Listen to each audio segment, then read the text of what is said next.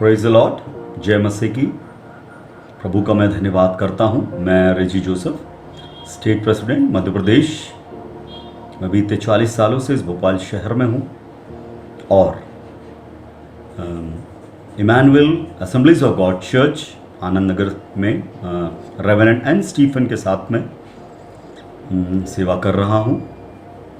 और मेरा जो मुख्य सेवा प्रभु ने मुझे दिया है वो ट्रांसलेशन का सेवा है मेरा। मैं तमिल से हिंदी और मलयालम से हिंदी जो ट्रांसलेशन है वो अब तक करता आया हूँ। प्रभु मुझे लेकर इस्तेमाल कर रहे हैं, इसलिए मैं प्रभु का धन्यवाद करता हूँ। और भोपाल शहर में और भी जितनी भी सोशल एक्टिविटीज़ होती हैं उनमें कई संस्थाओं के साथ जुड़कर सेवा कार्यों को मैं कर रहा हूँ। और मैं भी धन्यवादी हूँ डॉक्टर चार्ल्स सर का, जिन्होंने सीसीआई के लिए मुझे चुना एज ए स्टेट प्रेसिडेंट के रूप में, मुझे विश्वास योग्य जाना और इस सेवा को मेरे हाथ में दिया है।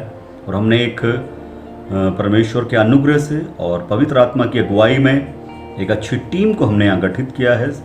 मध्य प्रदेश के अलग अलग जिलों में से प्रभु के अभिषेक दासों को हमने चुन के उसमें रखा है। पवित्र आत्मा परमेश्वर ने हमारे प्रार्थना को सुनकर अच्छे लोगों को, अच्छे प्रभु के दासों को हमें दिया है, इसलिए प्रभु का मैं धन्यवाद करता हूँ। और जो मध्य प्रदेश का जो बोझ हमारे ऊपर है उसको पूरा करने के लिए प्रभु हमारी सहायता करने पाए। जैसे हम वचन में जिस प्रकार देखते हैं, नहमाया 2 अध्याय और उसका 18वां वचन का दूसरा भाग अगर हम देखते हैं, तब उन्होंने कहा आओ हम कमर बांध कर बनाने लगे, और उन्होंने इस भले काम के लिए हियाव बांध लिया। इस वचन को हम देखते हैं जब नहमाया ने इस प्रकार सुना कि उसकी जो शहपना है, यरूशलेम की शहपना टूटी हुई है, तो वो उस बात से बहुत चिंतित हुआ। कई दिनों तक उसने उपवास किया, प्रार्थना की। वचन में देखते हैं 120 दिन उसने उपवास किया, प्रार्थना किया। उसके बाद एक निश्चय किया उसने कि एक निर्णय लिया कि मैं उस शहपना को मुझे तैयार करना है। तो हम देखते हैं जब उस 120 दिन के बाद जब वो राजा से बातचीत करके जब वो आगे निकला, तो उसने कुछ लोगों को मिलकर उस कार्य के लिए उसने प्रोत्साहित किया। और जब उन लोगों ने इस बात को सुना, इस भले काम को करने के लिए, इस अच्छे दर्शन को जब उन्होंने सुना, तो वो बहुत आनंदित हुए और उस काम को करने के लिए उन्होंने हियाव बांधा। उस कार्य को करने के लिए वो साथ देने के लिए तैयार हो गए। इसमें हम देखते हैं कि एक अच्छा सकारात्मक सोच को हम देखते हैं जो नहमाया के अंदर था, और जिन लोगों को उसने अपने साथ जोड़ा उनके अंदर भी वो सकारात्मक सोच थी। बिना सकारात्मक सोच के हम किसी बड़े कार्य को नहीं कर सकते, एक बड़े दर्शन को पूरा नहीं कर सकते। परमेश्वर के अनुग्रह के साथ में हमें एक सकारात्मक सोच के साथ आगे बढ़ना होगा, तभी हम किसी बड़े कार्य को पूरा करने पाएंगे। दूसरा हम देखते हैं एक अच्छा तालमेल जो नहमाया का उन लोगों के साथ में था, जो उनके साथ में लोग थे, उनके साथ एक अच्छा तालमेल रखा उन्होंने, और उस कार्य को करने के लिए वो आगे बढ़ के चले गए। हम जानते वचन में देखते हैं बहुत सारी परेशानियां, समस्याओं का सामना उन्होंने किया।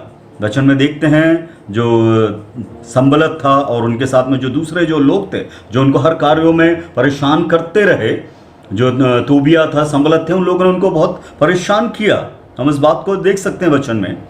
और उन्होंने उस कार्य को रोकने की बहुत कोशिश की, मगर एक अच्छे तालमेल उनका होने के कारण उस कार्य को आगे करने पाए। तीसरा जो हम देखते हैं वो कार्य करने का एक जज्बा उनके अंदर था कि जो काम उन्होंने लिया है उस काम को पूरा करने का वो जज्बा जो उनके अंदर था, उसके कारण उस कार्य को वो करने पाए।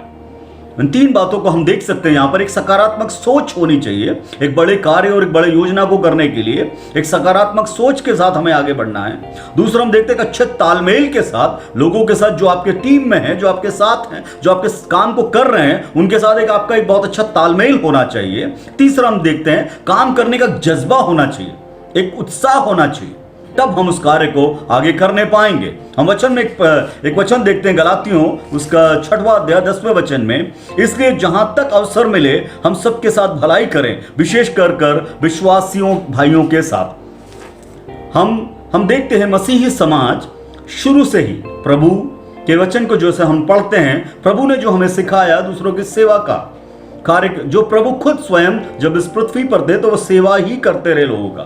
वही जज्बा, वही जो सेवा भाव है वो मसीहों के अंदर हम शुरू से देखते हैं।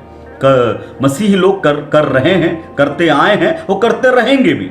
हम प्रभु का धन्यवाद करता हूं मैं अपने प्रिय भाई बहनों का जो अलग अलग संस्थाओं में रहकर इस कार्यों को वो पूरा कर रहे हैं। प्रभु उनको बहुतायत से आशीष दे। वही कार्य सीसीआई भी, जो लोग जो निम्न तबके के लोग हैं, जो बहुत अच्छा फाइनेंशियली स्ट्रांग नहीं, उनको वचन में मजबूत करता है सीसीआई, और प्रार्थना में मजबूत करता है सीसीआई, और आर्थिक रूप से भी उनको मजबूत करता है। हम देखते हैं जब उन ऐसे लोग जो खुद अपनी मदद नहीं कर पाते, वो ऐसे लोगों को खड़ा करके उनको मजबूत करता है फाइनेंशियली, कि वो दूसरों के लिए भी आशीष का कारण बन जाएं। और सीसीआई के उद्देश्य यह है कि जो ऐसे लोगों को खड़ा करें, वो खुद अपने आप को पहले स्ट्रांग कर लें, उसके बाद वो दूसरों के लिए भी एक आशीष का कारण बन जाएं। मैं इन वचनों के द्वारा मैं आप लोग को उत्साहित करना चाहता हूं कि आप लोग सीसीआई के साथ जुड़कर इस बड़े कार्य को, इस बड़े दर्शन को, इस विशेष दर्शन को पूरा करने के लिए आप सीसीआई की टीम के साथ मिलकर इस कार्य को आगे बढ़ाएं। और जैसे जैसे मैंने कहा, एक सकारात्मक सोच हमारी हो, उस एक सकारात्मक सोच के साथ हम आगे बढ़ने पाएं, एक अच्छे तालमेल के साथ हम आगे बढ़ने पाए, और काम को करने का एक जज्बा जब हमारे अंदर होगा तो हम इस बड़े महान कार्य को, इस विशेष कार्य को करने पाएंगे, और परमेश्वर हमारी सहायता और मदद करेंगे।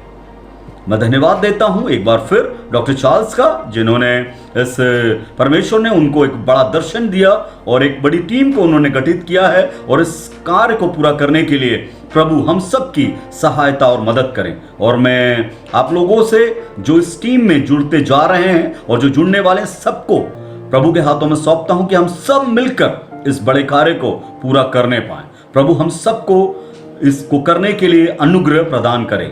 धन्यवाद। परमेश्वर आप सबको आशीष दे। God bless you all. Thank you.